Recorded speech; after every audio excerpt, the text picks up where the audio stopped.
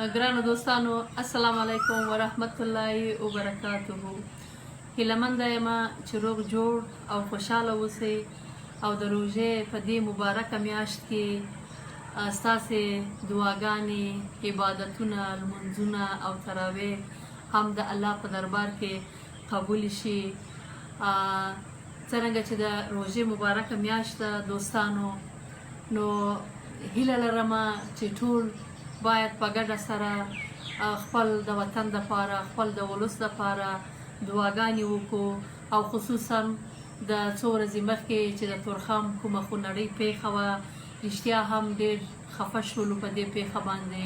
داسې نه وه پکار. نو اوس موږ تاسو ته پکار ده چې په دې مبارکه میاشت کې دعاګانې وکړو، عبادتونه وکړو چې الله پاک دې دا مشکل د پښتنو له منځه وباسي او دا مشکل د خدای په خیر او خیریت سره روغې طرف ته وباسي.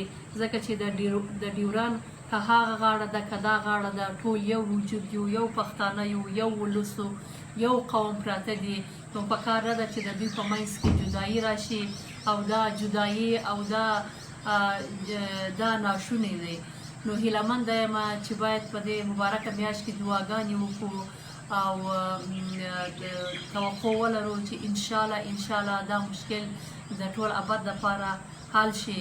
دوستانو تاسو باور وکړئ، شکر چې دا مشکل یو اندازه حل شو. کنې زما زړه خو دومره تنګ شوی و، زړه مې ډېر غوښتی چې ولاړ سمه د خپلو پښتنو ورونو په منځ کې ولاړه شمه، هلته د جنګ ډګر ته ولاړه شمه او د شمشاد غره ته وخېږمه او هلته په چیغو چیغو نارې کمه او د رحمت شاه سایل دا سندره ټولو پښتنو ته ووایم چې په خپل وطن کې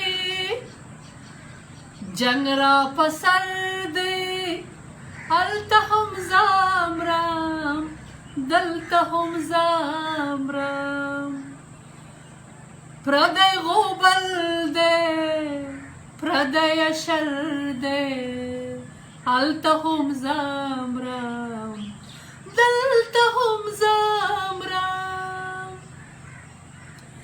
کوڅه کوڅه مې د زړه په وینو هره ورځ لامبي زه ورته ګورم، ما په ما وژني کافر هنر دی، هلته هم زامرم دلته هم زامرم. زما وجود اندام اندام کې زما ګریوانه ریخې ریخې کوي، پردی ټوپک دی پردی سنګر دی، هلته هم زامرم دلته هم زامرم. ملالۍ څه شوې ټپکه پورته پښتون د ننګ سندره پوی که، ملالۍ څه شوې ټپکه پورته پښتون د ننګ په سندره پوی که، چې ستا په شور کې هم یو اثر دی، هلته هم زامرم دلته هم زامرم.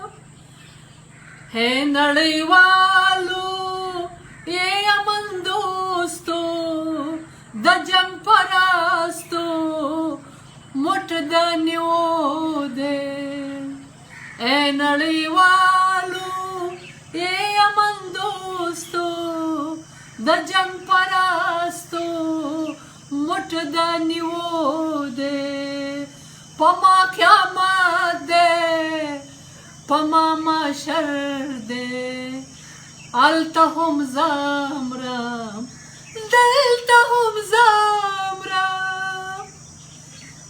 یو شان وجود یو یو شان پښتون یو، که کابلی دی که پېښوری دی، یو شان وجود یو یو شان پښتون یو که کابلی دی که پېښوری دی یو مې زړګی دی بل مې ځیګر دی هلته هم زه مرم دلته هم زه